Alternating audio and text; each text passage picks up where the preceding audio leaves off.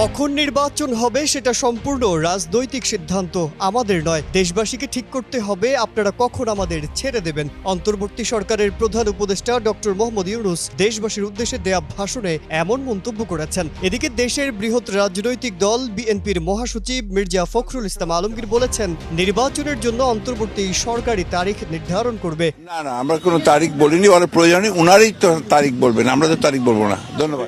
ফখরুল জানান, প্রধান উপদেষ্টা আলোচনার জন্য ডেকেছিলেন। প্রায় সোয়া ঘন্টা আলোচনা হয়েছে, অত্যন্ত ফলপ্রসূ আলোচনা হয়েছে।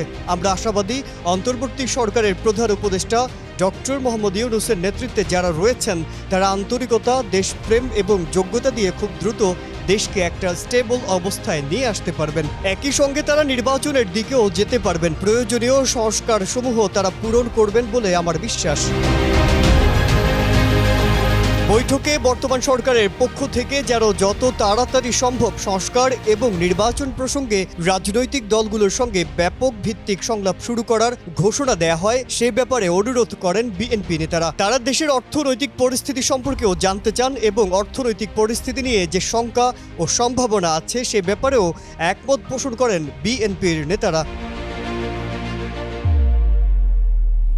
এদিকে সাবেক প্রধানমন্ত্রী খালেদা জিয়ার গুরুতর অসুস্থ অবস্থার জন্য দুর্নীতি দমন কমিশন 2 আইনজীবীকে দায়ী করেছেন দলটির সিনিয়র যুগ্ম মহাসচিব রুহুল কবির রিজভী। অনতিবিলম্বে ওই দুজনকে গ্রেফতার করে বিচারের দাবিও জানিয়েছেন তিনি। বৃহস্পতিবার দুপুরে রাজধানীর নয়াপল্টনে বিএনপির কেন্দ্রীয় কার্যালয়ে দলটির সিনিয়র যুগ্ম মহাসচিব রুহুল কবির রিজভী সংবাদ সম্মেলনে দাবি জানান। রিজভী বলেন, বিএনপি চেয়ারপারসন খালেদা জিয়ার গুরুতর অসুস্থ অবস্থার জন্য দায়ী পিপি মোশাররফ হোসেন কাজল ও দুদকের প্রধান আইনজীবী খুরশিদ আলম খান।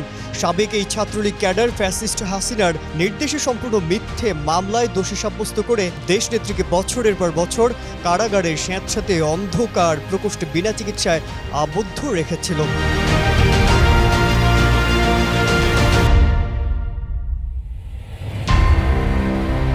আজহারুল আলম, কালের কণ্ঠ।